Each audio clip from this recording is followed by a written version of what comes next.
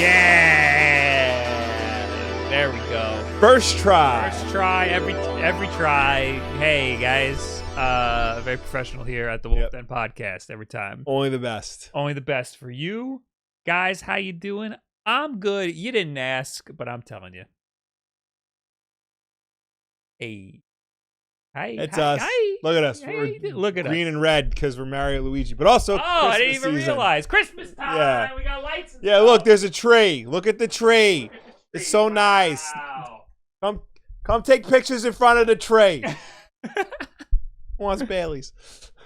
All right, welcome. Oh boy, you're gonna be so surprised at the news today.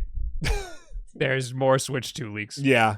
Amazing, incredible. And honestly, thank God, because there wasn't much to talk Thank about. God. This week. We were dying over here. I did just see that Ubisoft just announced that they were shutting down XDefiant and laying off half the staff. That's crazy. So all very those late streamers breaking who were news. like, this is gonna be my new Call Yes. of Duty. I'm gonna switch over to this game now. All those streamers, right? Yep. All for naught. That's why it's important. That's not on the docket, That's though. why it's important to only take a sponsorship for things that you like. Yeah. Hear about the NZXT stuff? Yeah. I'm like... I like my NZXT. Right. I asked to work with them, and they ghosted me. Now- They never responded to me. Correct me if I'm wrong, but the controversy isn't necessarily with the product so much as the Correct. service that they're offering. Correct. Why would you promote that service? Yeah. Well, obviously. I understand promoting an NZXT PC. Pretty Yeah. nice PC, pretty Right. cheap PC. But a rental service? I can kind of... I mean, like, people rent TVs, people rent, Yeah, you furniture. gotta look at it though and see what the deal is, see if it's a good deal. Right. And I mean, I didn't look at it unbiasedly. I looked at it through the video, what's his name? Gamers Nexus's own video. Yeah. But through his video, it looks like an absurd amount of money Right. that you get locked into. Yeah. But I mean, NZXT was telling these influencers that you can opt out at any time, which apparently was a lie. Yeah. So like, I don't know. Yeah. I don't know what I would have done if I was approached with a sponsorship like that. I would probably be skeptical of a rental service. Mhm. But if they're saying that you can opt out at any time, I have to take their word for it, you know? Yeah. But again, I never worked with NZXT. I bought the computer and made a video on the computer that I bought with my own money because I liked it. Anyway. Who are you? How's your mother? Same as your mother. All right, we got Nintendo Switch leaks. Yes, we have Nintendo Switch leaks. We have bad news about the original Warcraft, if you care about that sort of thing. Apparently bad news about X-Defiant. Yeah, bad news about X-Defiant. Sony's anniversary. That was like the biggest news of like last week. Mhm. You know, was that Sony had a 30th anniversary. Ooh. You know who else had a 30th anniversary? Me, 7 years ago. I didn't see anyone make any news articles about that. 7 years ago. Yeah. God, I don't know if you guys know this. we're old. I'm old. We are very old. Yes. All right. Before we get into any of that, though, free games. Yes. December is upon us, which means that Santa Sony, is a 30th anniversary, is giving you some free games if you're subscribed to any tier of PlayStation Plus. Starting today, on the PS4 and PS5, It Takes Two. Oh. On the PS4 and PS5, Aliens Dark Descent. And on the PS5, Temtem, the original Pokemon knockoff. Oh my God! Remember Temtem? Yeah. Temtem. I heard good things about. Yeah, that came out. People liked it, and that was the one where everyone was like, "Oh man, this is gonna be it. This is the Pokemon killer. This is gonna teach Nintendo a lesson," and it didn't. Mm-hmm. It Takes Two. I've always wanted to play that. I've heard it's excellent. It was Game of the Year the year it came out. Yeah. I heard it's excellent too. Now, you can play couch co-op, right? Yes, Okay, I believe so. that might be worth doing. Yeah. PlayStation 5. Maybe I'll download it. Now, I always get this confused. On PlayStation, do you get to keep it after the month's over?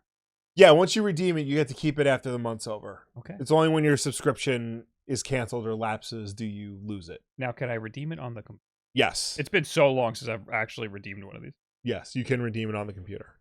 I'm gonna do that. How I used to do it all the time. You could also redeem it from the app on your phone.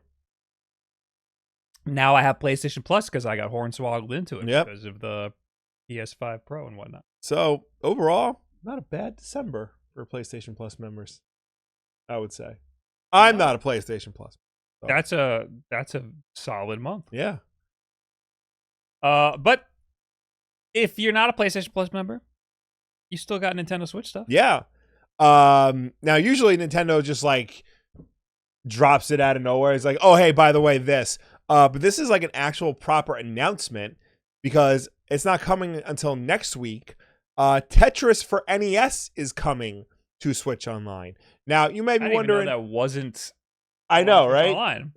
Apparently, like this is the first time the NES version of Tetris has been like re-released in like years. This is me trying to log into PlayStation. Well, be better at it. Too many requests. It gave me a warning. Everyone wants to get that Temtem download. We broke PlayStation. Yeah, I didn't know Tetris wasn't on NES. I just received it, the ROM of it, recently because this isn't one of the articles, but it probably should be. Afterplay, remember that? Afterplay.io is a website you can use to play emulators on your iPhone. This was before emulators came to the iPhone, so before Delta was Afterplay, and I have a video on it. Afterplay just now launched, I think it's called SharePlay. Okay. So I can open it on my phone, and then I could send you a text link, and you will just become the second player if you click on that link. Okay. So I was trying to find games that would be good for like that type of co-op or that type of multiplayer. Yeah. Tetris is a good couch co-op multiplayer game. Yes. Very simple. Mm-hmm. There's not much else. Yeah. Honestly. The only systems that Afterplay does that with right now is just NES and Super Nintendo. Okay. You can't even do Game Boy stuff. Link Play does link cable support isn't working right now. Right. So I tried Mario Kart, and that's just hard to do on a touchscreen. Yeah. Tetris is a little easier for people to jump in and out of. I don't know what else. Kirby Dream Course. I got some Bomberman games. So Street Fighter, but again, touchscreen. Yeah, touchscreen might be a little so yeah, the NES version of Tetris has never been re-released or made available on any of Nintendo's eShops. However, on December 12th, that's going to change as the game is being added to Switch Online. So that's actually fairly interesting. That's weird that they're saying that a week early. Yeah. Well, probably because it's a big deal because they never re-released it. Oh. Because they always re-release the Game Boy version because that's the one everybody cares about. Right. So here's a little history for you because this will put you to sleep and then you got to wake up right after because we got a show to do. So there's two versions of NES Tetris. There's the Nintendo-made one, the official one. That's if you like beat the game with how all the Nintendo characters come out and they play a little music for you. Is that the one that we're getting? Yes, the one we're getting. Okay. There's a second one made by Tengen, which is unlicensed. They came on the black carts, you know, those unlicensed ones. Mm-hmm. And that was like a big deal, especially the Tetris version, because Nintendo was trying like desperately to get Tetris into America because it was made in Soviet Russia. Nothing escapes the Iron Curtain, Bob. So when Tengen like beat them to it, Nintendo like threw every single lawyer they had at them to try and like erase it from existence. But reviews at the time would favor the Tengen version over the Nintendo version. Why? Apparently it was a better game. Apparently it was a better version of Falling Blocks. Now I gotta try. Which one did I just get?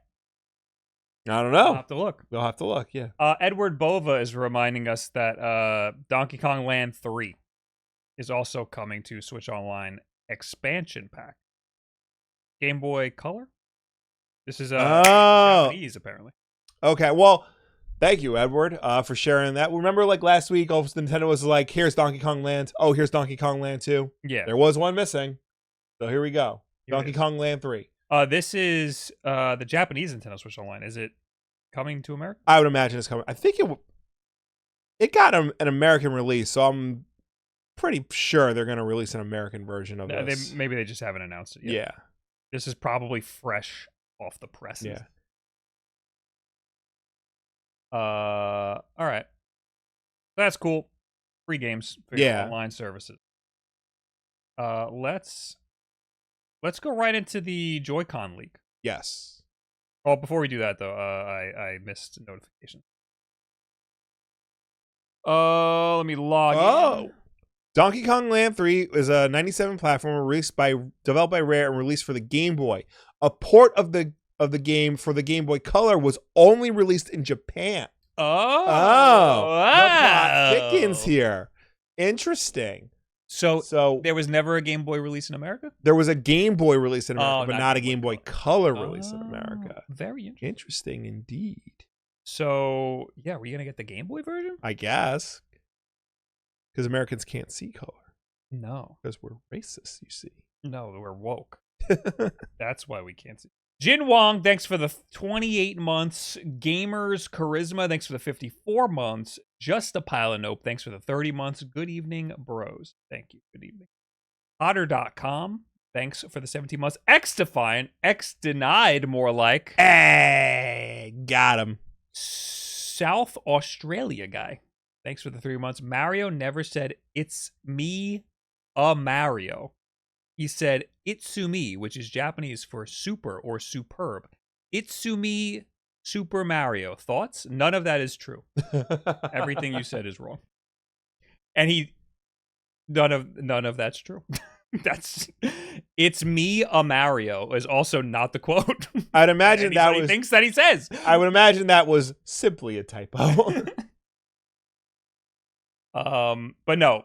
Apparently, that's not what that word means, and also that's not what he's saying. Right. So, no, he is just. It's just Italian gibberish. Yeah, is what it is. Mr. Game and Tech, thanks for the 8 months.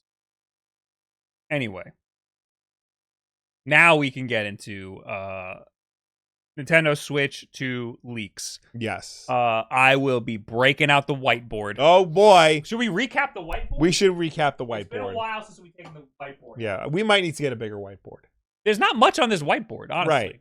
I feel like we should have more Nintendo Switch 2 leaks on this whiteboard. But I feel like we're getting in the run up to it's the actual reveal. Like we're gonna need a bigger whiteboard. Maybe I'll just get a big one. Yeah. Put it across the whole thing. All right. So first thing we have on here is magnetic Joy-Con and that's from Vandal. I'm assuming that's a Family Boards guy. Yeah. We have 12 gigabytes of RAM, 2 times 6 gigabytes. That equals 12. Oh. Also, 256 gigabytes of storage. Boy, I sure hope it's at least that. That's from LIC, who I've heard of before. Mm-hmm. Mic in the controller and console. That's from Centro Leaks. I feel like they must have gotten that from somewhere else. They're just an aggregate. 8-inch display. March 2025 launch.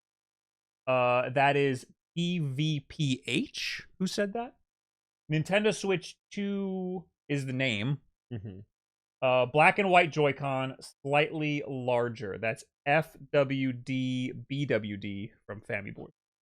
And then dual screen and $400. That is Taiwan Economic Daily. And then Moisty Charlie. I guess it's both of them. Yeah. So dual screen. I feel like that's the least likely. That's the absolute least, especially because one of these leaks contradicts that directly. $400. All of this sounds plausible. Yeah, except for the dual screen. Mm-hmm. March 2025 launch is probably the biggest softball. Yeah, we know it's coming. That sounds like someone's taking a guess. Yeah. All right. So now we have a new leak. Yes. And what is this one? Leaked images of Switch 2 Joy-Con surface online. So I noticed this article that you have. Yeah. Does not have a picture. No, what it does have, it's that the video, it's in the video that they posted. Oh, okay. I'll play the video. Yeah. I have pictures on Twitter. Yes. Is this the same thing? Same thing. Maybe I'll just show the pictures. Yeah, just show the pictures. It'll be less likely to get taken down. Some new photos of the new console's Joycons have allegedly appeared online. The images were posted by a user on the Chinese video sharing website Bilibili, who goes by, can't read Mandarin. The creator appears to have received these images from an anonymous source, blurring them thoroughly to protect the source's identity. The images show off multiple angles of what is allegedly the new Joy-Cons for the Switch 2, including views of IR cameras, larger SL and SR buttons. Those are the ones that are on the inside? Yes. Okay. And an extra button on the back that looks like a pedal. So this is the extra button on the side right here. Yeah.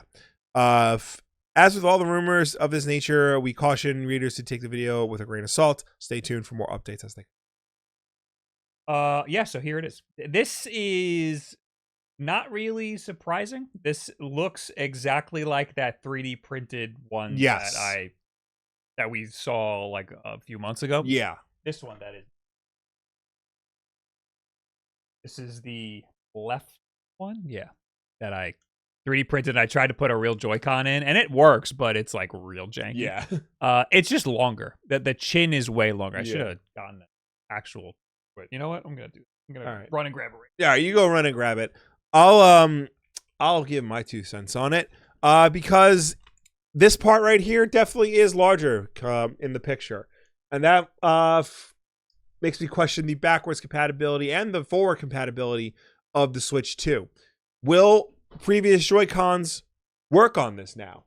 Like, when you slide it in. Sliding in. So supposedly one of the leaks we have on that, the whiteboard. Backlog. No, we gotta do the backlog now. We gotta do the backlog now. Just kidding. I sat on the thing. This is a segment of the Wulff Den podcast. We're going to one of the things on here. Show it on screen. There you go. Yeah. I can't talk or else it's gonna switch. Yeah. Okay. So there it is. This is it. This is the mock-up. This is an original. It is bigger, ever so slightly, but the picture makes it look like it's even a little bit wider. Yeah, what you have in your hand is not accurate. Correct. It's not 100% accurate. That's just like an approximation of what we think it might be. I think I took it from a screenshot of a video of somebody who did an approximation based on like some files they had. Yeah. So it's a copy of a copy of a copy. So it's not 100% accurate. The pictures that we have here are, you're right, they look a little wider and thicker. Also, one of the leaks we have on the whiteboard here is magnetic Joy-Cons. So the way that they attach is different, and that's supposedly an electromagnet, so they like pop on and off. Yeah. So no, these old Joy-Cons most likely will not connect, like physically. Right. I would imagine they would still connect through Bluetooth. Yeah. Just like a Wiimote on a Wii U, maybe. But you probably won't be getting them in stores. Right. Otherwise, it looks cool. I mean, I still don't know. We still have no idea what this button is. There's no word on what the fuck this little guy is. Unless it's like a copy of the share button on the other one. Yeah. But why? Well, because, you take it apart. You give it one to one guy and one to the other guy. Now they both have share buttons. Now 2 guys need to share. Yeah. Why, in the name of all that is holy, wouldn't it be a home button? Because that's the much more important button to have on both Joy-Con if you're going to need a button on both. Well, I'm trying to think. When you split it up, obviously you lose a lot of functionality. Mm-hmm. Like you lose like 4 face buttons. Yeah. You lose whatever you lose, you would still need on the other one. Yeah. So it does it. You lose start and select. You only get one of them. Mm-hmm. So maybe that's like a start button or something. They have to be on. I don't know, Bob. I didn't. Also, it's on the start side. So it doesn't make any sense why that's there. I think it's cool that you get an extra button on the back. I mean, they're trying to do something to differentiate it from every other controller in existence. Yeah. Most Nintendo games don't need extra buttons. No. But, I mean, whatever. Steam Deck has extra buttons on the back. Every third-party controller has extra buttons on the back. So, the more buttons, the better, I guess. Yeah. Xbox and Sony don't have extra buttons on the back on their standard controllers. Yeah, but you pay more and you get extra buttons. That's cool. Those could be the release, like for the electromagnet. Oh, maybe. But I thought it would be like a button. Yeah, that seems like a very big button for a release. That seems like, it's made for play. Yeah. It does. And it's in a spot. I don't know. Is it in a spot where you could actually... I don't know if it's in a spot where you would be able to, like, hit it while you're actually playing. Yeah. You have to reach pretty far. Yeah. That might be just the electromagnet. Maybe. It'd be huge for an electromagnet. Flo says, for the love of God, please be analog triggers. That's what, like, the top comment on Twitter says. Yeah. Controversial opinion, don't care about the analog triggers. It's fine. It's necessary for some GameCube games, but we've survived without them. Well, it's necessary for some GameCube games, but it is a functionality that, like, third-party developers take advantage of on the other platform. To be the only system not to have it. What's a game that you would like to play with analog triggers? Racing games. Because they use the analog triggers for that's like the big one. That's it. like Mario, like a Nintendo game. Sunshine. The triggers were important. Yeah. But like when I'm playing like Call of Duty or something, I turn them off. Like I want it to be a hair trigger. Most of the time I'm playing a game, I want it to be a button and not an analog trigger. The only time is a racing game. Mm-hmm. But I mean, having the functionality would be so I understand. No word whether or not there's gonna be a mic. I mean, that could be a mic. Maybe that's what that is. Yeah. Maybe that extra thing there is like a little mesh screen over a mic. Yeah, that could be. So who is the one? Oh, it's in Mandarin, right? Yeah. The person. Yeah, it's a poster on Bilibili. Honestly, there's nothing. I mean, what would we add to the whiteboard? That there's 2 giant buttons on the back? Yeah, I mean, well, it's just the overall look of the Joy-Con, Yeah, but I can't write the look of the Joy-Con on the whiteboard. You can write Joy-Con to design. I want to put a feature, so I'm gonna put extra button on the back. Okay.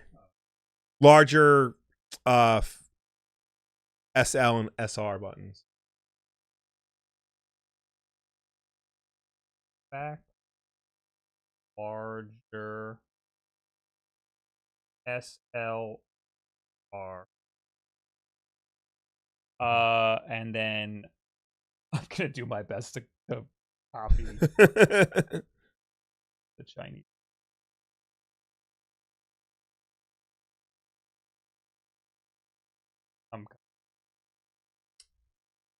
So it's fine to me that they're redoing the Joy-Con. I think it was necessary because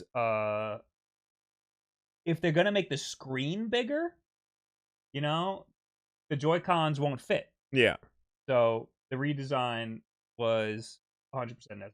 According to Google Translate, the text is Chinese simplified and it translates to Mario 68. Oh, god damn it. I could have just wrote Mario 68. Well, instead I did this. Yeah, there you go. Hooray. All right. But that's not the only leak. Oh, there's more. Yes, there's one more. It's an accessory leak. And it's... Yeah. Nintendo now seems unlikely to unveil the Switch 2 this year, but you can already buy carrying cases and screen protectors for the company's unannounced console. Listings for Switch 2 accessories have begun to appear on China's wholesale platform Alibaba, as spotted by Family Boards, with products available to buy in bulk that claim to have been made based on the actual Switch 2 console. Hardware companies regularly provide accessory manufacturers with molds for unreleased devices to aid in the production of add-ons. Additionally, purported 3D printed plans for the Switch 2 have been floating around online for several months based on a leaked form factor that Digital Foundry dubbed as almost certainly real. One image of the Switch 2 accessory shows what looks to be a comparison shot of the new screen protector to next to another for the Switch 1. The difference in size backs up prior reporting that the Switch 2 screen will be larger. There's also now no space for a light sensor. As for the Switch case, the dimensions are 290 millimeters in length, 135 millimeters in height, and 50 millimeters in depth.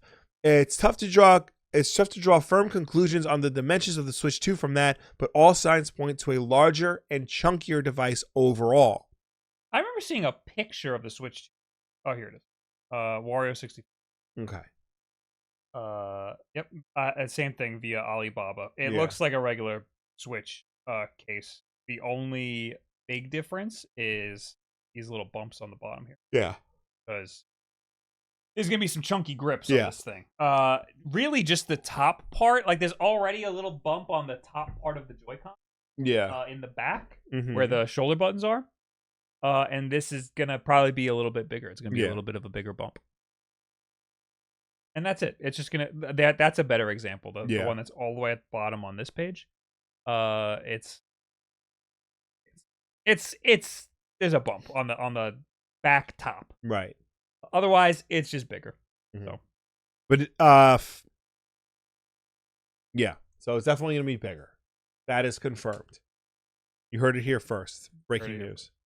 Could have guessed that. So that's all we have for now on the Switch 2. It's bigger. And it's looking more like these 3D printed leaks from a few months ago are accurate with the extra weird button on the front, or maybe it's a mic hole, who knows. Yeah. The extra button on the back, the size of the whole thing, it's looking like it's more and more accurate. So that means that they're probably in production. Yeah. And we should hear about it soon. Maybe right after the holidays. Yeah. So that's cool. Hopefully not too soon after the holidays. Yeah. I'd like to sleep for a little bit after the holidays. All right. Who else? Mr. Game and Tech, thanks for the 8 months. I don't know if I said thank you, but thank you.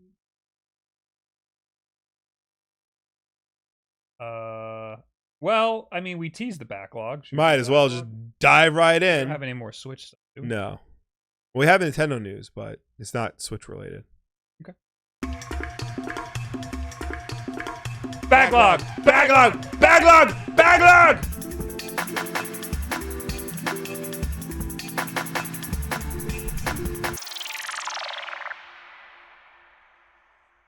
Hey guys, it's Backlog. Will, what's the Backlog? The Backlog is a segment of the Wulff Den podcast where we go through our entire video game collection. Every game we've ever bought through our entire lives has gotten put into an Excel spreadsheet. And today we're going to put one at random and talk about it regardless of whether or not we played it. It is a collection of 974 games, Robert.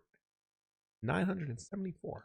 112 is the game we're looking at today. 112, and that would be The Lord of the Rings, The Two Towers for the GameCube. We had a couple.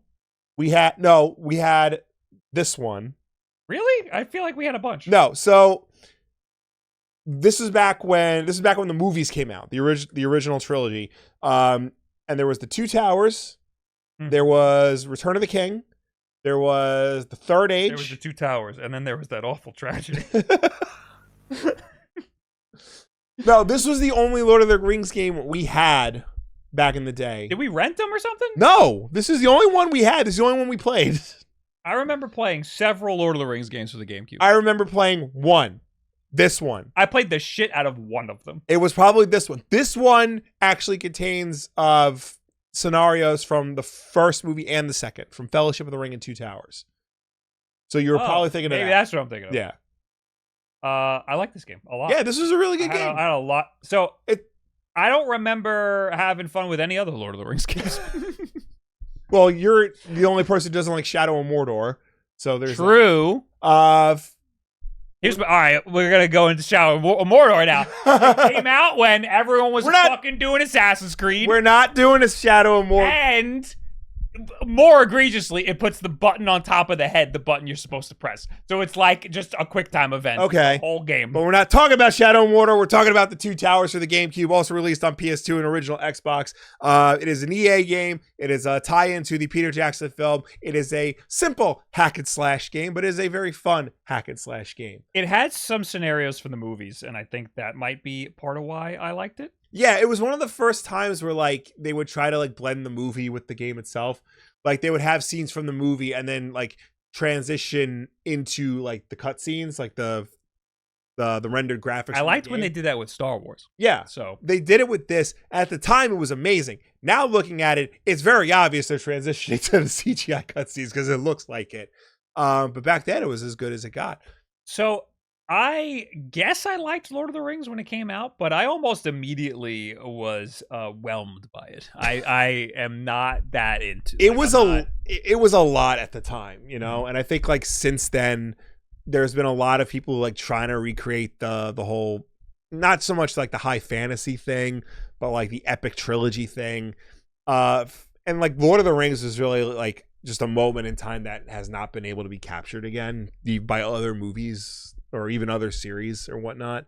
Because there's also too, this is around the time like Harry Potter was big, and this is around the time that like, you know, the original Spider-Man movies were like getting big, and the X-Men movies and things like that. So it's just a different point in time as opposed to like where we are now in terms of like what the movies were or what tie-in video games were. So in this game, you had a party of 3. You had a party of 3. You chose between Legolas, Aragorn, and Gimli. Frodo was also there. Gandalf was also there. You couldn't play as them. All the actors from the movie voiced their characters in the game, so that was cool. That was a big get. Obviously, very expensive. Yes. Peter Jackson wasn't helped out with the creation of this game. He actually let the developers come to New Zealand to like look at the models and like visit the sets and like get as much information as they could to make the game. And it really shows on screen. Like it feels like you're playing the movies themselves. There were like combos and stuff too. There was a depth of combat, which is unique for a movie game. Yeah. A movie tie-in. They actually seemed to try really hard to get the game to feel good to play. Yes, and like I say this a lot, but like EA during this generation like actually tried and cared about the games they were doing. They put a lot of like effort and money into their games, and it showed. Like this is this was the best EA has ever been. Yeah, in this era. Yeah, and like nowadays there's nothing to write home about. Like I said, it's a hack and slash. It's a simple linear hack and slash game, but like at the time it was a lot of fun. And if you pick it up now, you're gonna have a decent like 4 to 5 hours with it. This might be a good game to try out in an emulator or something. I would think so. Yeah, it's an early console release. So it's probably not that taxing. It's just easy to like pick up and play. Mm-hmm. I do know there was. It looks really good for a GameCube game. Yes, yeah, that was another thing. There was a direct sequel based on Return of the King. That one had co-op. This game did not have co-op. So I remember playing the co-op. There was no co-op in it. No, but I remember playing that game. So you probably played Return of the King at a friend's house. We probably rented it from Blockbuster. I never played the Return of the King game. I didn't. There was this, and then I jumped to Shadow and Mordor. Those are the only Lord of the Rings games I've played. I remember. Whatever. I like this game. I remember playing this. This was a good game. I genuinely enjoy this game. And I genuinely enjoy this Lord of the Rings trilogy. I'm not so fond of like, I'm not that big of a fan where like I'm watching the Rings of Power or like I haven't seen The Hobbit. I really have no desire to see The Hobbit, but like this movie trilogy was a genuinely great movie trilogy. And I think it's one of the rare cases where like the games based on it were actually like pretty fun and exciting. This is Return of the King. It looks exactly the same. It basically is. It's like a copy. Yeah. Yeah, I loved this game. I think I liked this game more than I liked the movies. I mean, I liked watching the movies like the first time, but I never wanted to watch it again. Oh, because that's a 9-hour commitment. Yeah. So give it a try. I think it was pretty good. Yeah. What was the Metacritic? I think it was fairly high. I do know people like the second game, Return of the King, more because of the co-op, and also because like the levels were more expansive and there was like more to do. Oh, that's the movie. The movie got an 87. That's not bad. For PlayStation 2, we got an 82. All right, yeah. Same game. Yeah, same game basically. Okay. Yeah. So go give it a try. Yeah. Lord of the Rings. Lord of the Rings, the two towers. The Two Towers. Oh, sorry. Yes. And you said Return of the King got people liked it more? Yeah. That was like a better received game. 85, yeah. Yeah. All right, thanks for watching the backlog, everybody. Come to a podcast sometime. We have more content for you to watch and listen to. Yes. Bye. Bye. Okay. I do know there's that anime coming out, the War in Roheim or whatever. That looks entirely CGI. I mean, that looks entirely AI. It looks like it was made by an artificial. I know, but it sucks because I think it was actually made by like an actual like famous anime director. Mm-hmm. And there's a character in it who has our name. Oh. Yeah, like spelled the same way. So. Oh. Yeah. Well, now I gotta watch it. I know. Okay. Let's. War of the Rohirrim, directed by Kenji Kamiyama, the director of Blood the Last Vampire, Ghost in the Shell standalone complex. Yeah, he's done like actual things. So I hope he didn't just type Lord of the Rings anime into an AI generator. I feel like we may soon find out that part of it was AI. Mm-hmm. Let's talk about the Lenovo Legion Go S. Let's do that. Lenovo's Legion Go handheld gaming PC cost $700 when it launched in spring, and while you can get one for $484 right now, there have been rumors about a revised Legion Go S that start around $400. Windows Central has a hold of some seemingly genuine renderers of what the upcoming cheaper device will look like.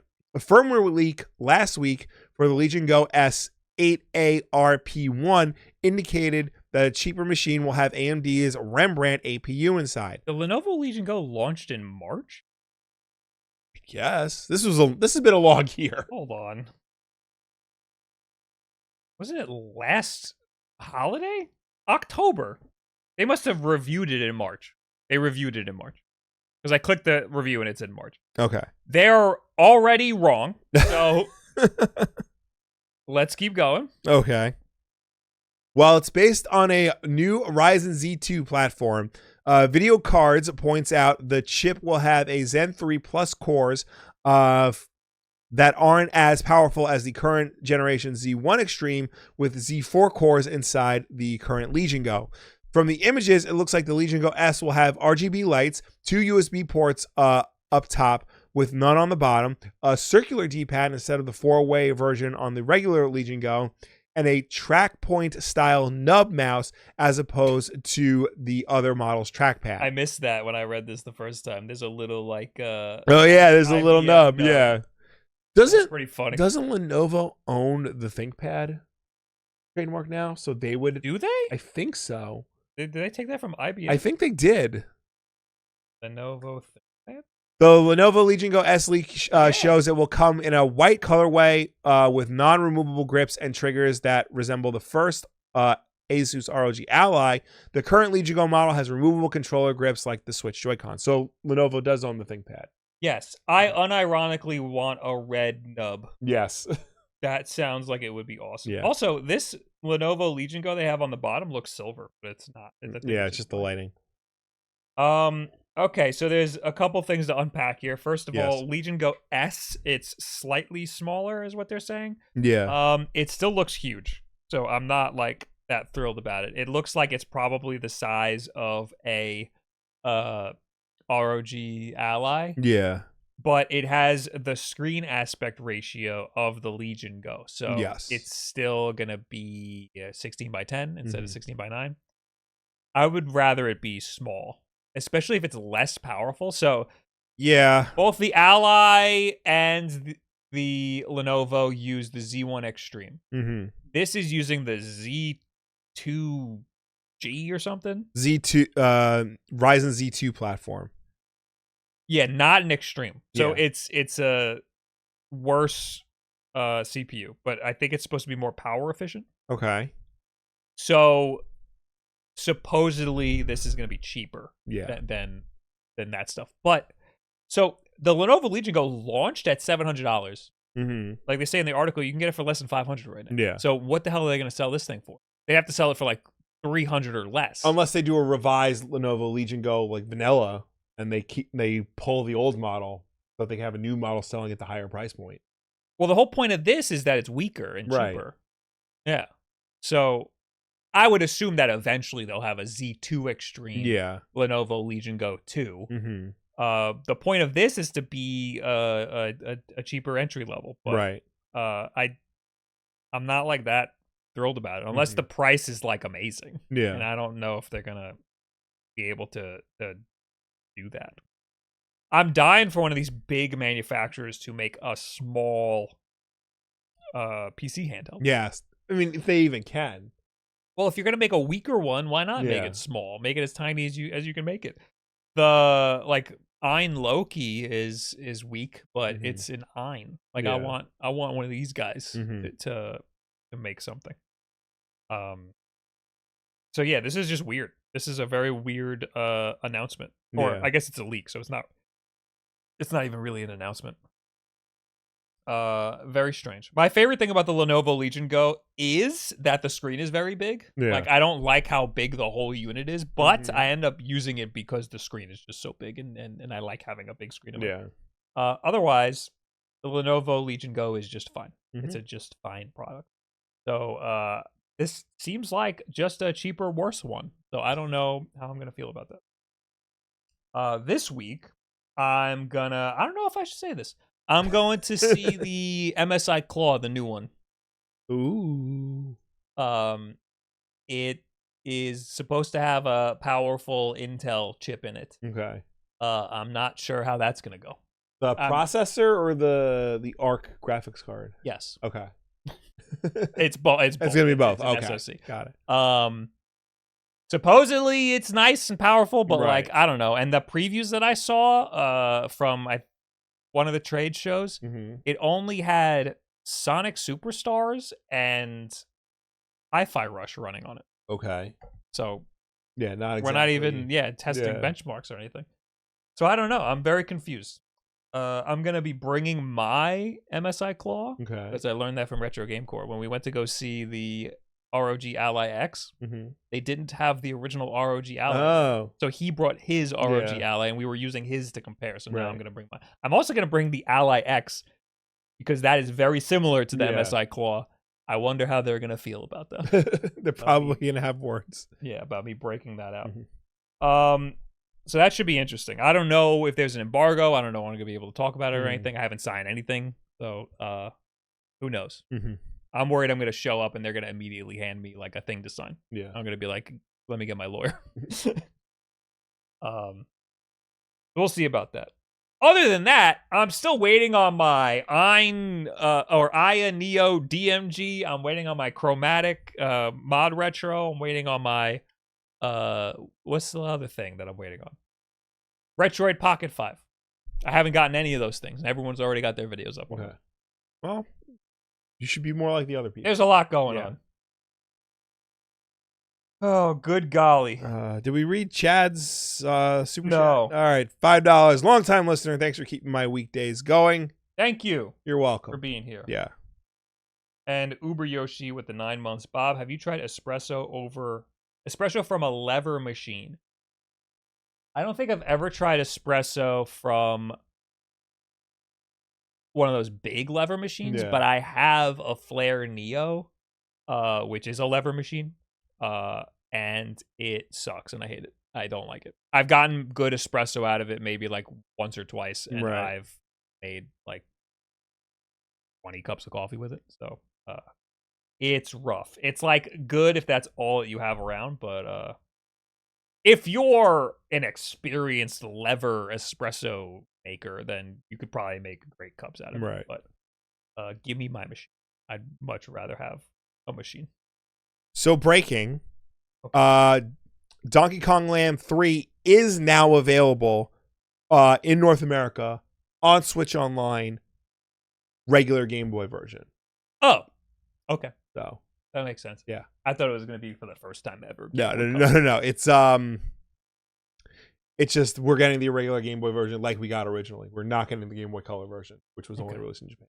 Well, you can just play the Game Boy Color version with your Japanese Nintendo account. Correct. Are you also going to make a video about it? I'm going to make a video about everything that I said. Also of note, the Spin Master Batman Batwing from the 1989 movie that comes with a 4-inch figure of Batman from Batman Returns for some reason is on sale on Amazon for $15. I just thought people should know that. Did you see the new Jaguar car? All my friends were saying that it looks like I know they rebranded a Batman animated series thing. I did not see that. I know they rebranded to have like they spell their name dumb now. This thing. I did not see that. The front of it kind of looks like the Batmobile. Yeah, it does. That looks like the Batmobile from the cartoon. 90s. Yeah. Okay. Now just make it longer and put fins on it. I honestly don't hate this. It's odd. Is it? I love car companies getting weird with it. It's not. Is it an electric or is it? I think it's electric. Okay. It looks electric. I want plug-in hybrids. Everybody's got to go for plug-in hybrids. I think plug-in hybrids failed and nobody wants them because they go 30 miles of electric range. Where am I going? I need that. But man, it's great. I only ever go to Whole Foods. Yeah. But I think we're getting less and less plug-in hybrids. It's the best of both worlds. Yeah. I go to the store, I come home, I charge it. If I gotta go up to Connecticut, I can drive all the way up to Connecticut. I don't have to sit for 2 hours to charge the car. I can just gas it up. If they could find a way to like extend the range to like 100 miles, that would be funny you say that. I think the Ram pickup does 90. I think.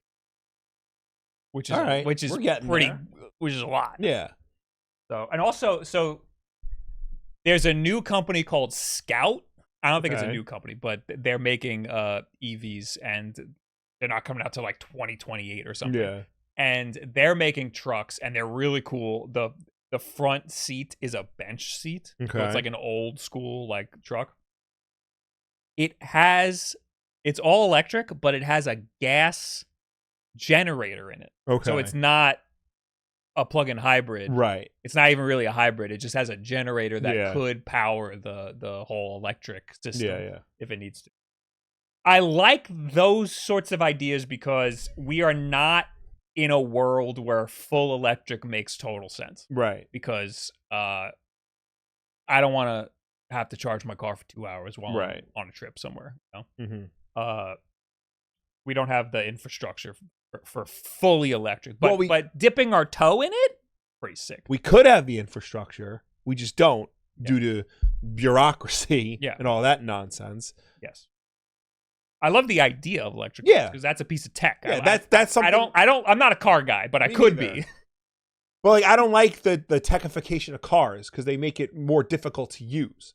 A car should just be like a tool that gets you from point A to point B. It should not be a piece of technology that like enhances your life in any meaningful way. Well, yeah. I mean, I want my life enhanced, but it's a balance. Like something like Tesla does a lot of things that are pretty cool that nobody else is doing, but also some things that everyone else was doing for a reason. Yeah. Like Tesla is I need to be able to open my doors if the car has no power. Yeah, like Tesla is too techy of a car. Yeah.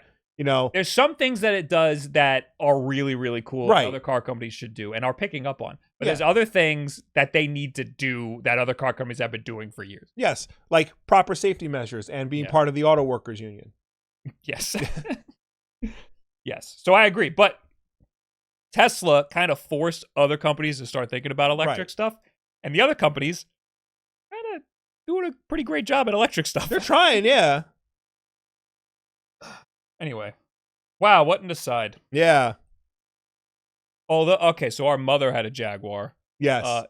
Her least favorite car. One of the worst cars we've ever driven. Yeah. So, it was always in the shop. Yeah, so I'm not optimistic about this new Jaguar, even though it looks pretty cool. Yeah. Anyway. More Nintendo stuff. Yes. Oh, the lawyers are back at it. Oh, yeah. Them ninjas. Nintendo currently predicting a 2024 net sales of $8.4 billion and operating profits of $2.4 billion, is continuing its furious crackdown on those modding or emulating its systems and games. Its latest target, via a story filed by GameFile, is the Reddit sub Switch Pirates, while also asking to subpoena information from a vast array of companies, including Reddit, to identify those involved in so-called pirate shops. The Japanese company, which made $16 billion in 2021, is making this move as a follow-up to its case against the subreddit's moderator, James Arkbox Williams, claiming it has discovered that many others are involved in the alleged piracy and wants to identify them by gaining access to business records from Cloudflare, Discord, GitHub, Google, and Reddit, along with domain companies Namecheap, GoDaddy, and 2Cows. The move aims to follow the shutdown of modded hardware, one site that Arkbox was allegedly associated with, by identifying anyone else involved. In order to be able to do this, Nintendo is requesting access to the information held on the 200,000 members of the subreddit. According to the court filing, the manufacturer of the $77 billion lifetime revenue Switch console learned various details about the pirate shops and about the defendants' involvement in them. I like that this article every once in a while has to remind you how much they've already made. Yes. Should I read what the little document excerpt that they have? Sure. All right. Among other things, we learned that defendant was active in numerous Discord servers related to the pirate shop. We also learned that defendant was the primary moderator of the Switch Pirates Reddit community, and apparently was the owner of a GitHub account directly tied to these activities.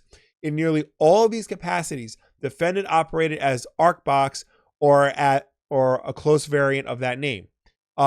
In the course of our investigations, we also became aware of multiple other online actors who appeared to have a role in the pirate shops. However, we were unable to determine the identity of the locations of these other actors with a sufficient degree of certainty to name them in the initial complaint. Nintendo of America thus did not include these individuals in the lawsuit, with the exception of that ordinary discovery would reveal the identity and location of these actors. And then it goes on to say, however, Williams allegedly evaded Nintendo's attempt to serve him and then didn't appear in court. Good for him. Good for him. Gamers Charisma in the chat says, to be honest, I know that subreddit. Some of them deserve it. I, once again, do not like Nintendo being on this war path. Yeah. Getting individuals, like going after individuals. Yeah. However, stop distributing games.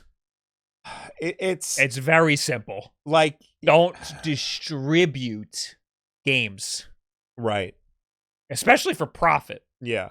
That's the big thing. Like, if you do it for profit, then like you kind of deserve to get caught. But like, well, yeah, that's a crime. You're doing a crime.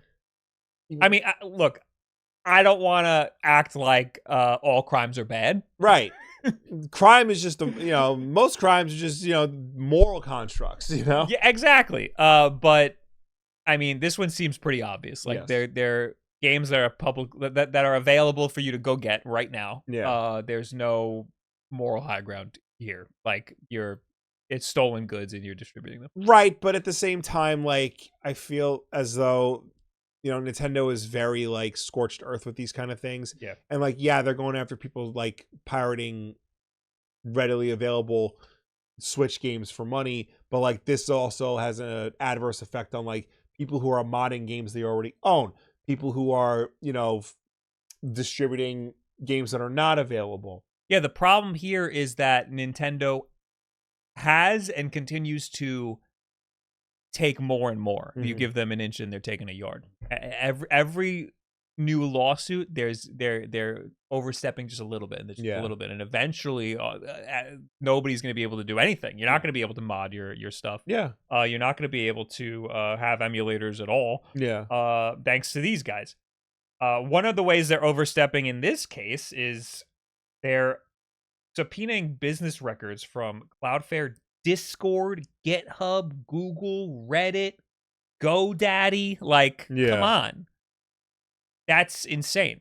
Like these are civilians are going to get caught in the crossfire. Yeah, and like those companies have much better things to do. Yeah, you know, and also too, like the net is so wide that like, you know, yeah, they could be going after legitimate pirates, but you could also be going after like someone who's just curious and looks up what Nintendo piracy is about. It doesn't do anything. Yeah. You know, like they could go after me. I don't pirate Switch games, but I read articles about it.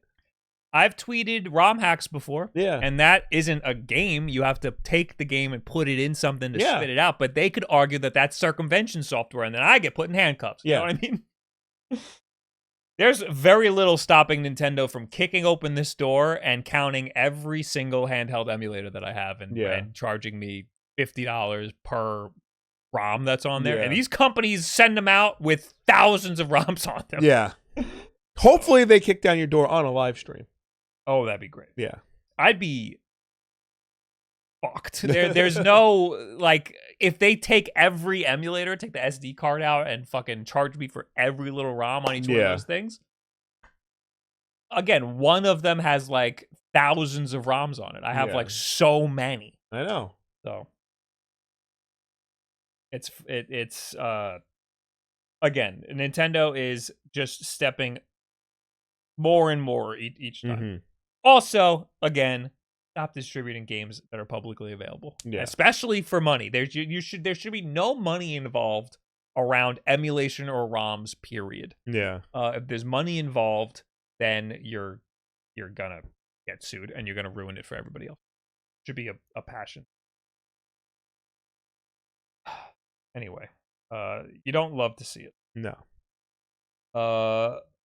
What are we talking about? Warcraft? What are we, nerds? Well, there's a reason, because, you know, sometimes if it affects nerds, it affects cool people like us down the road. Two classic Blizzard Entertainment games will be removed from GOG on December 13th. Warcraft, Orcs and Humans, and Warcraft 2. GOG, which is a distribution platform known for selling DRM free games, announced the departure in a news release published on Monday. At GOG, we believe that games should live forever, a representative posted on Twitter, on the Twitter account of the official GOG website. This means not only preserving them, but also making sure they remain accessible, updated, and enjoyable on modern systems. Everything the GOG preservation program is built to ensure. Yet, despite our dedication and best efforts, there are times when not everything goes as we've hoped. Warcraft, Orcs and Humans was originally released in 1994. Followed by Warcraft 2, Tides of Darkness, and Warcraft 2, Beyond the Dark Portal in 95 and 96, respectively. The original real-time strategy game was a pivotal release for developer Blizzard Entertainment, reportedly among the top 20 CDs sold across all categories in 1995. These games were the starting point of the megally popular franchise that spawned massive multiplayer online role-playing game World of Warcraft. Because Warcraft and Warcraft 2, because of their ages, it hasn't always been easy to play these classics on modern systems. They were released on GOG in 2019, shortly after Blizzard and GOG put up the original Diablo on the platform. On GOG, Warcraft and Warcraft 2 had new features like multiplayer support over LAN and enhanced graphical options like anti-aliasing and anisotropic filtering. A GOG representative confirmed to Polygon that the removal was at Blizzard's request, but declined to comment further. Blizzard Entertainment has not commented more explicitly as to why the games are now being pulled from the platform. However, Blizzard did recently release Warcraft and Warcraft 2 on Battle.net. The original game is priced at $5.99, while Warcraft 2 is $9.99. Blizzard Entertainment has also recently released remastered versions of both games available on Battle.net for $40. On GOG, both Warcraft and Warcraft 2 are currently priced at $15 total, but GOG is offering a discount code for a couple of bucks off. That's definitely the reason. Yeah. As part of its GOG preservation platform, which was announced in November, which we covered, the company is also vowing to continue to maintain even delisted games like Warcraft and Warcraft 2. People who own those games won't have to worry about the games becoming incompatible with newer technology and computers. Currently, there are 102 games in the preservation program, which is GOG's big push to keep classic games available on modern systems. weird. I wonder. I mean, I wonder if it's Blizzard or if it's Xbox. It's 100% Blizzard, because they're still under the Activision umbrella, and like that mentality isn't going anywhere anytime soon. They haven't given up yet. Yeah. Yeah, it's because they released Warcraft and Warcraft 2. They re-released it or something. Yeah, on Battle.net, their own system. Yeah, they made like a big push, and it was like a big deal. Like a couple weeks ago, I know some people who were playing it. Yeah. So, you know, another. We don't like to see that. We don't like to see big corporations ripping retro games away from. Yeah, especially when you're pushing the fancy pants remake, in opposition to the original version. Because like there's people who don't want to play the remake. They would rather play the original version, warts and all, as it was originally intended to be played. I appreciate remakes, but I need the history to be preserved. Yeah, the context needs to be there, because art is a reflection of the time period and when it was made. So if you only show the 2024 version of the game and not the 1995 version, you're losing all the context of the game itself. And honestly, I like sometimes, like a lot of times remakes or remasters feel a little wonky and weird because you're looking at new 2024 visuals, but you're playing old 90s stuff. Yeah. So having the old version with the old visuals and everything sometimes just feels a lot better. Yeah. Like in the case of Super Mario RPG, I preferred to play the old version. So this is weird. Yeah. We don't like that. Not good. What's the blue thing with the big white feet? I guess by Will. That is Sonic. Yeah, Sonic the Hedgehog. Yeah, you'll see. I don't want to pull, because I don't want to take down this whole disaster over here. You'll see it when I start talking. And you'll start talking now. Xbox says it's still blocked from selling and launching games from its Android app. Yeah, but Google says no. Otherwise. Xbox and Google have seemingly provided conflicting takes on whether Xbox is allowed to sell and launch games from its Android app. In October, a U.S. judge issued a permanent injunction ordering Google to open its Android marketplace to competitors. The ruling, which was supposed to come into force this month, means Google will not be allowed to block the distribution of third-party Android app stores through Google Play. At the time, Sarah Bond, what's her job? I think she's the president of Xbox. At the time, Bond promised that the ruling would mean that starting in November, players will be able to play and purchase Xbox games directly from the Xbox app on Android. However, in a new thread posted on Blue Sky, Bond claimed that while Xbox is ready to implement these new features, it's currently blocked from doing so. Bond says that because Google requested an emergency stay, essentially pausing the ruling to give it time to appeal a ruling that it says threatens Google Play's ability to provide a safe and trusted user experience, Xbox cannot add its promised features until this is lifted. At Xbox, we want to offer players more choice on how and where to play games, including being able to play and buy games directly from the Xbox app, Bond wrote on Blue Sky. I recently shared our ambition to unlock these features first with the Google Play Store on Android devices in the US, while other app stores adapt to meet the consumer demand. Due to a temporary administrative stay recently granted by the courts, we are currently unable to launch these features as planned. Our team has the functionality built and ready to go live as soon as the courts make the final decision. We are eager to launch and give more choice and flexibility to players. However, in a statement given to The Verge, Google appears to challenge Bond's version of events, claiming nothing is stopping Xbox from adding the features it's promised. Microsoft has always been able to offer their Android users the ability to play and purchase Xbox games directly from their app. They've simply chosen not to, Google spokesperson Dan Jackson claimed. The court's order and rush to force its implementation threaten Google Play's ability to provide a safe and secure experience. Microsoft, like Epic, are ignoring these very real security concerns. We remain focused on supporting an ecosystem that works for everyone, not just two of the largest game companies. October's ruling was the most significant development yet in Epic Games' long-running antitrust lawsuit against Google. Before it was appealed, the ruling stated that from November 1st, for a 3-year period in the US, Google would not be allowed to pay developers to launch apps first or exclusively through the Play Store. be barred from offering manufacturers or carriers incentives to pre-install Google Play or to not pre-install rival stores on new devices. Not be able to force app makers to use Google Play billing.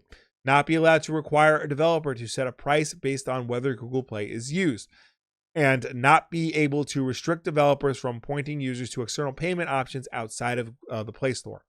Xbox has been talking for some time about launching a mobile app store, with head of gaming Phil Spencer stating last year that Microsoft was already preparing for a date at which they could legally possible. So they're being blocked. Yes. Or are they? Because Google said they're not being blocked. Well, they're going to have to figure that out in court. Yeah. Because they're breaking the law. Unless maybe Xbox just doesn't know how to use a phone. Maybe. I don't know. There's no reason why Xbox would lie about that. Yeah.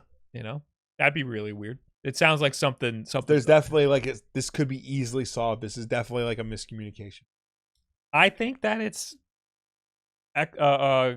Google saying it's either they made a mistake or they're thinking that it's more worth it to them to fight them in court than it is to open the floodgates now. Maybe. I still don't like the Xbox, at least on iOS, the Xbox app. Like, I don't understand how it works because you can't buy games from there. You can buy games from the PlayStation Store. While you were talking, I remembered I had the PlayStation app and I downloaded It Takes Two. Yeah, but like on Xbox, you can't even claim those games. You have to your only option is download to console, even for games you don't own. Mm-hmm. And like when you go to your console, it says like, "Hey, did you want to buy this game?" I'm like, no, I didn't want to buy the game. So I like all of these regulations that are being slapped on these companies from the EU. They're opening things up a little more. They're making it easier for consumers to do stuff. But some of these big companies are going to try to fight tooth and nail to make sure that doesn't happen. It's going to hurt a little bit of their bottom line. Oh yeah. All right, next news.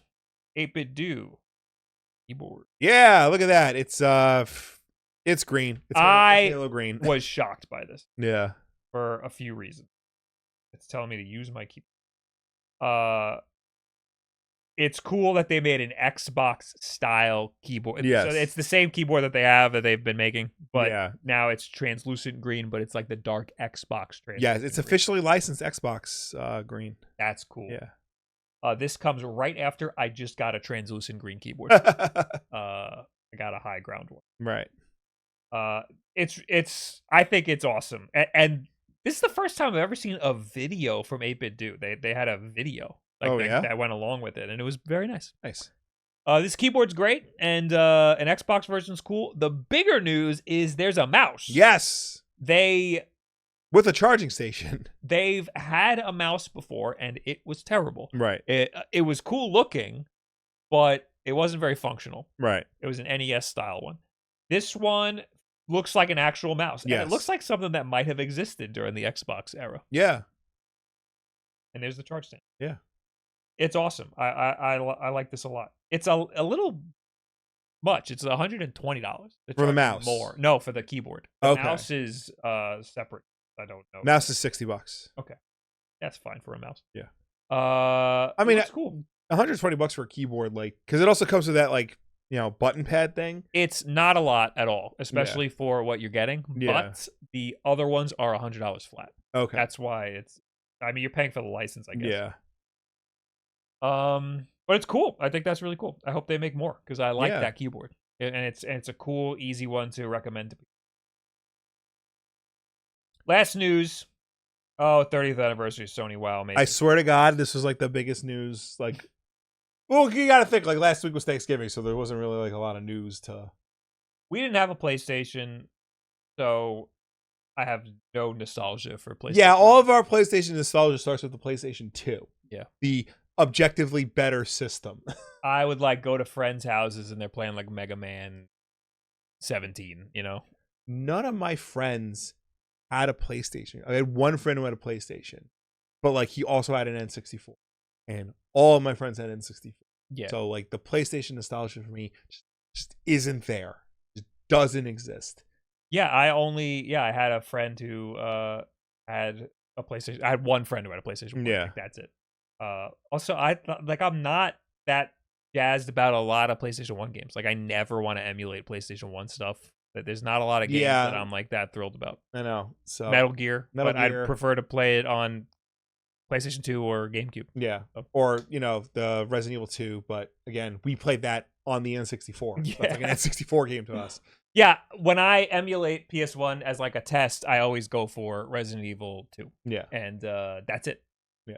Crash Bandicoot sometimes. Yeah. Sometimes that's the only thing that'll run. But I'm not even that thrilled about Crash Bandicoot. But yeah, so a software update pushed on Monday adds the classic boot screen and themes for each generation of console hardware. Choose your favorite generation. Sony's introduction advises before a pop-up menu with screen themes from options from PlayStation 1 all the way to PlayStation 4. After receiving today's update, the software will prompt you to pick a theme when you boot up for the first time. As you'd expect, the themes change the PS5 dashboards, menu colors, and sound to match each console's UI. You can try the other themes in a new PlayStation 30th anniversary item atop the console settings.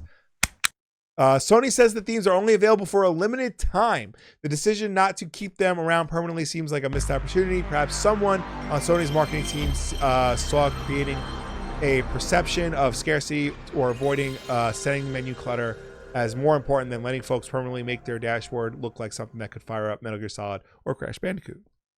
That looks cool. I just played the boot thing. You want to see it again? This is the boot of the... This is what the PlayStation 5 looks like with the theme walled. Wow. Cool. So retro. Yeah.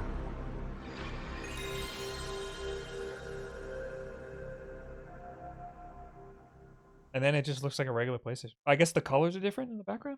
Yeah, I think if you let it go, it'll... This is as per Push Square. They're the ones who uploaded this video. Celebrate PlayStation 30th anniversary.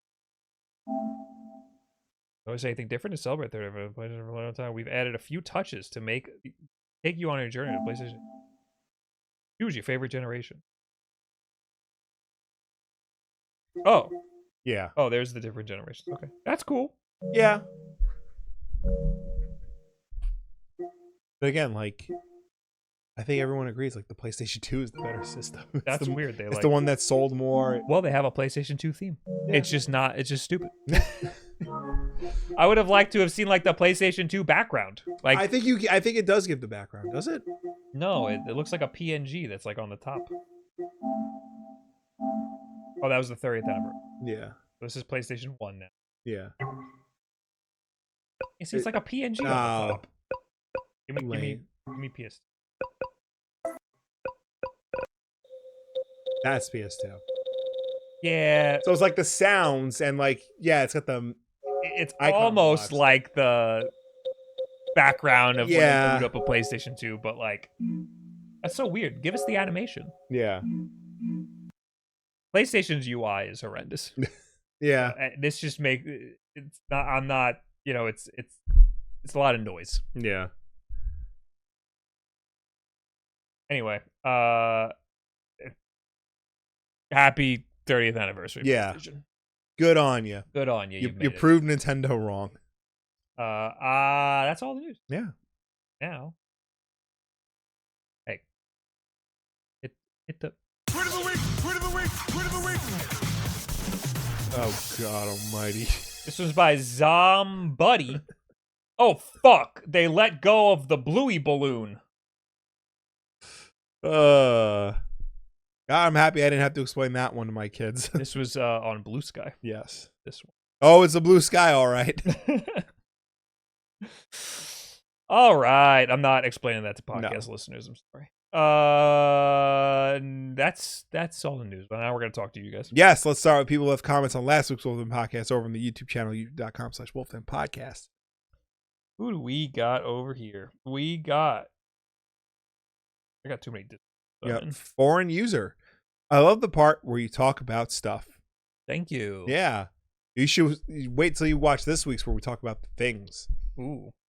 Doomy says, I think it is funny how Will was talking about his mom's bad memory and Bob is just there yelling about not being able to remember where his mouse is. Yeah, it runs in the family. Who takes after the mother. Yeah. Mishmalfelt says Black Friday's never really been a huge day for restaurants. Shut the fuck up. I need to be right. Mother's Day is the Super Bowl when it comes to restaurant service. I've spent 15 years as a cook, and I always dreaded Mother's Day. I heard Mother's Day is very bad. Yeah. Mother's Day is like the big one. They specifically say the brunch. And we all know women love brunch. Women do be loving brunch. Yeah. So we thank you for your service.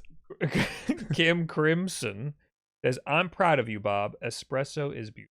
Oh, that was when I spilled it everywhere. Yeah. Thanks. Lord DC says, I feel like the perfect Steam Deck controller would be something like the PS4/5 controller with the big ass touchpad on top instead of 2 individual ones. I wonder if you could use the touchpad on a DualSense controller as a mouse for a Steam Deck. That'd be worth trying. Or like a trackpad. Yeah. Like, can you map whatever you would map to the trackpad on a Steam Deck? Can Gotta you be a map way. it to the DualSense controller? DualSense is great because it has motion controls. Yeah. And I find myself being used to having motion controls for aiming now. Yeah. I don't know why. I don't know where that came from. Switch, you think? Switch, I've been using it on like... I've been using it a lot, but I didn't think I was using it enough to train my brain to expect it when I'm using like an Xbox. I used, because I tried hooking up my Steam Deck to my TV recently, I used my Stadia controller as a controller for the Steam. That's a great controller. Yeah, it's a very good. It connects seamlessly and it works very well. So if you have a Stadia controller, don't get rid of it. Actually use it. That doesn't have motion, right? No, but it has everything else. Yeah, no, it's a great controller. Yeah. Now we're in the chat. Yes. LJ says, honestly, I think if everyone had to work retail/hospitality for at least a part of their lives, they'd be nicer to folks that work in those industries. I got a more controversial take. You know how you ever think that like you should be required to take your driver's test every once in a while? Like maybe like every 20 years. Right. You have to go renew your driver's license. Mm-hmm. You should have to go work in retail every like 20 years. Yeah, just to remember what it was like. To remember what other people are like, and so that they can put you in your place. What dock did you use to connect your Steam Deck to your TV? That SNES looking one. Who sent us that? Gully Kit? I think it's Gully Kit. Yeah. Yeah. I mean, it works fine. I did run into an issue because like the screen kept cutting out again, even though it's not a 4K system. So is it in 4K? No, I set all the settings. It was running in 60. Like the resolution of the game was like 720p. Did you change the game to 720p or did you change the game? Okay. Try the system itself. Yeah, I don't know how much that will help, but whenever I connect the Steam Deck to a display, I lower it from the Steam Deck's settings because it tries to force a 4K. It tries to max it out no matter what. Right. Whatever you plug it into, it tries to max it out. I'll have to try that. I also tried plugging it into my other HDMI cable that I use for the retro consoles, and that just wouldn't boot at all. I think because that's a longer cable, and that's a power cable. Yeah, it sounds like it's trying to force a 4K signal, which it shouldn't. I think that the Steam Deck should force at most 1080p. Yeah. By default. I know they're trying to like show off that it's like can do 4K, but it shouldn't do 4K. It's not powerful enough. So many people are just apathetic to people in retail. It's crazy. Yeah. Those people just hate other people. Have you played anything via Portmaster beyond just tinkering other than Celeste? Not really. I've been tinkering with like UFO 50, Celeste, Sonic Mania. That's really it. VVVVV. That's really it. Not much else. If I want to actually play UFO 50, I'm playing it on a PC handheld. I don't really necessarily want to play it on something so tiny. It's cool that you can, but it's not what I want to do. Right. That's weird. My Steam Deck defaults to default instead of native. Huh? Oh, the resolution? What is default version? Mine just says 4K when I connect it to a display. I guess default would be like whatever the system sets, whereas native is like with the monitor you're connecting it to. The native. I didn't know that was a setting. I didn't know. I don't know either. You could do that. 1080p screens will render as 720p before I change it. Okay, yeah, because the Steam Deck's default is 720p, right? Is that its default or it's native? I don't know, man. It's natively 800p. It's called Safe External Display in Settings. Okay. All right, I'll have to turn that on. Yeah. Bob, Anton Blast released today. Are you going to play it on stream Thursday? I will not be streaming Thursday. I am so sorry. I do have the game, though, and I might play it by myself tomorrow. If I have time. They will have any ideas for the buyer's guide video. Oh, yeah. Well, it's too late. I fucking did it already. He doesn't really consult me with ideas or anything. Got anything to add to a buyer's guide? I should have done a doc. Be safe. Be safe Be out safe. there. What did you guys get on Black Friday? Nothing. I got a hard drive. I wound up getting a lot more than I thought I would. Etsy was running a sale, so I finally bought shelves for my display case that I've been putting off for I didn't years. know they could do sales on Etsy. They could do things, yeah. So help me. What are y'all getting your mom for Christmas? It's difficult. Oh, didn't we have something? Did we? I had something for her birthday. Oh, I know what I'm getting. I don't want to say it, though. Okay. Yeah, I don't want to, because, mom watches to this point of the podcast. Yeah. I think I got a good one. Yeah. I got a good. I'm probably just gonna get a gift card to a restaurant they like. Our mother said the other day, don't buy olive oil. We are getting 50 liters. Yep. So that's our Christmas gift. Yeah. Bob, what should I buy my gamer friends for Christmas? Find out on Thursday over on youtube.com/Wulff Den. Batteries. Everyone needs batteries. Batteries are AA batteries. Yeah. I actually bought a friend of mine batteries for his birthday once, and he was like so psyched. Everyone needs batteries. I know. Did she get it from the Diddy liquidation? Not that kind of oil. That's baby oil. You can use olive oil like that. Monster. Can you? Maybe. I don't know. I'm not a weirdo. I need to ask a weirdo Italian. Yeah. Why aren't you streaming Thursday? I'm not going to be here. I'm going to an MSI event to look at the claw. Oh, moms often have a favorite type of accessory. Take a pic of her most used accessory and go to a store. You'll most likely find something similar. What is she? No, we can't shop for our mother. Like, she is the most difficult woman on the planet. You buy her exactly what she wants, and she will force you at gunpoint to return it. And in case you were wondering, we know she gets that from her mother because we've seen it in action. Will sounds like the mom of Bob's Burgers, and I can't get it out of my head. I mean, no, he doesn't. Pretty sure he's a native Long Islander, so. Oh yeah, it all works out. We all sound the same.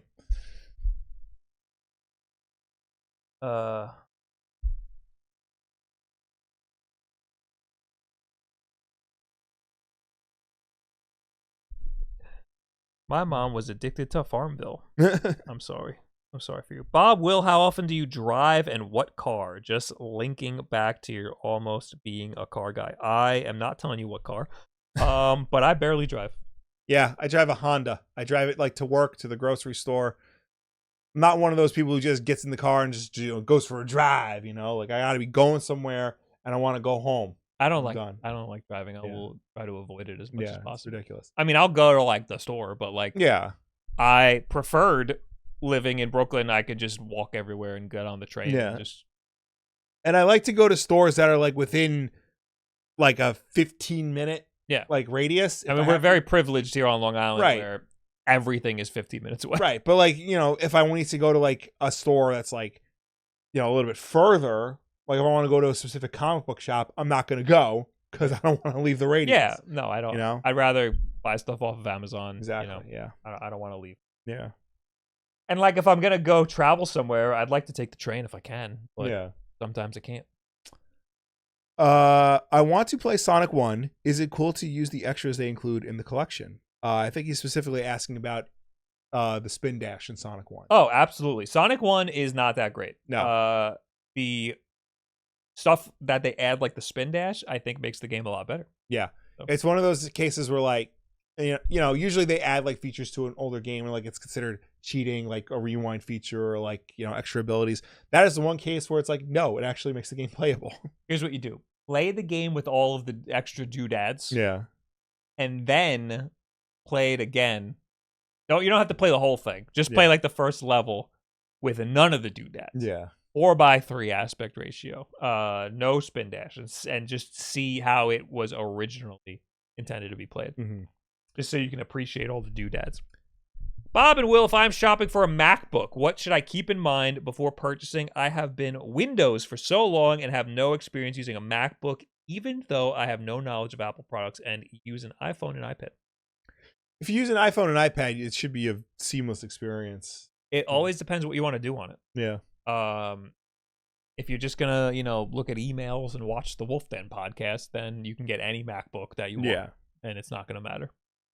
If you want to do like heavy video editing, then you might want to look at the high-end pros. But you're going to be spending a pretty penny for that. Yeah. But no, any MacBook would be fine if you're just using Chrome or Safari. Yeah. Even light photo editing, like you'd be fine with any MacBook, really. I will say, get yourself like a USB-C like hub or dongle so you can connect like USB-A devices to it. That will trip you up. But other than that, get the MacBook first, but then you can start looking at accessories to connect it to like an external display and stuff, and you can have a lot of fun doing this. Like I use mine as a desktop, and it's great. A lot of people are getting iPhones. Are they? Every year it's like, oh, the iPhone 16 not selling all that well, but like everybody buys them. I've seen multiple TikToks of people going, "Hey, Apple, what's the deal with the iPhone 17's big charge brick?" And all the comments are like, "What the? There's no iPhones." They mean the iPhone 15 or 16's USB-C. Yeah, like changing it to USB-C. But I've seen multiple where they say the wrong number. Yeah. The only reason I might look to grab an iPhone is the camera and not to use as my phone, just to use the camera. Honestly, we're at the point now where taking an iPhone just as a camera is like a valid reason. Do you watch Dangpods on YouTube? Sometimes. He bought a 16 just to use as a camera. He's not using it as a... Yeah, well, to make content with kind of makes sense. Yeah. I think Retro Gamecore used an iPhone 5 for like a long time. And it's weird because he was like a photographer. Yeah. like by trade. So like it, but yeah, I mean, to make content, it makes a lot of sense to use an iPhone. And like cameras are big and bulky. Yeah. Beat 'em ups with the 47 months. Can we talk about that cute new hair? Oh my god, someone noticed my cute new hair. I was gonna shave my beard because they didn't shave it too low, but then I was too afraid to do a bad job. I like my barber because he doesn't talk to me. That's the best. I went to my usual guy, and like I'm one of the only people who lets like any of the guys who works there cut my hair because they all do a good job. But the guy I had like was talking too much. Come on, man. Not that. Next time you go in, not that guy. Just do the Ron Swanson thing. If somebody gets too chummy, just call them by a different name. They'll shut up real quick. For Black Friday sales, I went to Best Buy and bought LG Ultra Gear 34 OLED 240 Hz monitor. Did you use my code or link?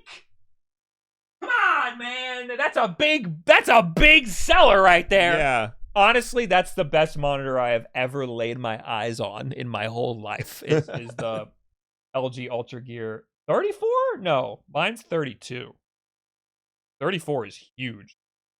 But no, 244 hertz in 4K is fucking nice. And it's dual mode, so you can drop it down to 1080p and you get 540 hertz. Yeah. It is insane. Bob, do you keep your ROMs on a NAS? And if so, do you transfer the ROMs to your PC to play it or just access the files from the NAS? Now I'm afraid to say where I have my ROMs because friggin' Nintendo could. That's what they're waiting for. That's what they're waiting for. Maybe he's a Nintendo op. Yeah. I have it. I use cloud storage. That's it, and it syncs to all my stuff. Can I send the link from LG? Yes, you can. I think so. I don't. It might stop you if you're not a sub, but I won't tell anybody. What's his Raging Wolf Helm? Raging Wolf Helm? Yeah, there's like sometimes there's like a little icon next to people's names. Oh, I have no idea. Oh, it's like wide QHD. Okay. All right. This is not the one that I have, but that's probably nice.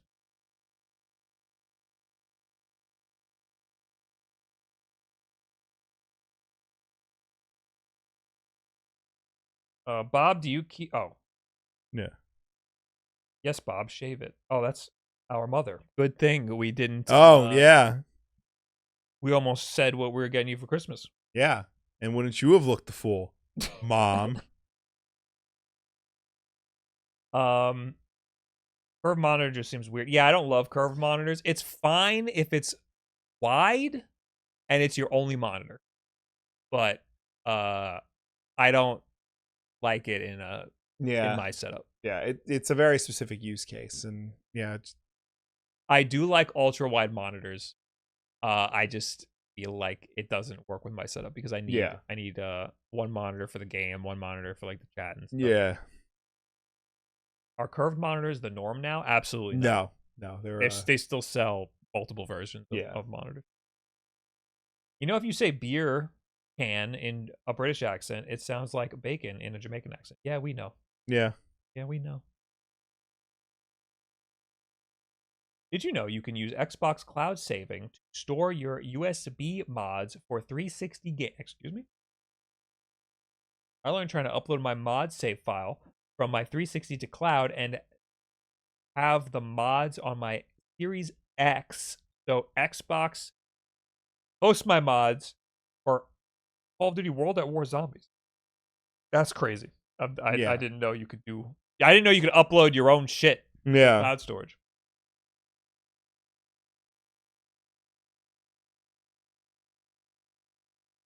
Woods ultra wide drives me nuts. What are you, in his house? What does it matter to you? Yeah. When has he ever shown his ultra wide?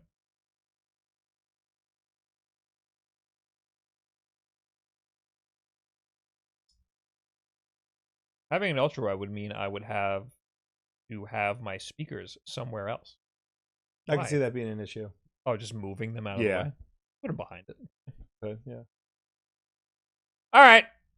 That's everything. Thanks for hanging out, everybody. Thank you for tuning in. Thank you for watching us. Thank you for chatting with us. As always, the Wulff Den podcast every Tuesday night at 8 p.m. Eastern, right here on twitch.tv/WulffDen and youtube.com/WulffDen podcast. If you can't make the show for any reason at all, we always put the archive version up over on youtube.com/WulffDen podcast. So you can go check us out over there on demand whenever you want. But if you prefer to listen to us rather than watch, you can do that as well, because we're also an audio podcast on any and every podcast service, such as Apple Podcasts, Spotify, YouTube Podcasts, Audible.com, Pocket Casts. Did I miss one? Probably. We're everywhere, though. And no matter where you get this show from, folks, please be sure to subscribe, rate, and review us, because that helps us with placement on all of those respective platforms. Oh, God. Oh, Lord. I am not streaming Thursday, but there will be a video, hopefully out on Thursday, which will be a gift guide. you are gonna now say hello to No Banana Suit. He's streaming Astrobot. I'll see you Sunday, probably. I don't know, because I don't think I'm gonna have any of these cool new handhelds that I've been trying to get my hands on, because I won't have time to go to the PO box. YouTube.com/podcasts. Because Mecha Dragon is saying that YouTube podcast doesn't exist.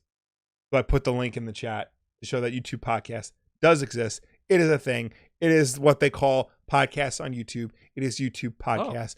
Oh. Do not ever question me again in my own show's chat. Bye, everybody. Goodbye.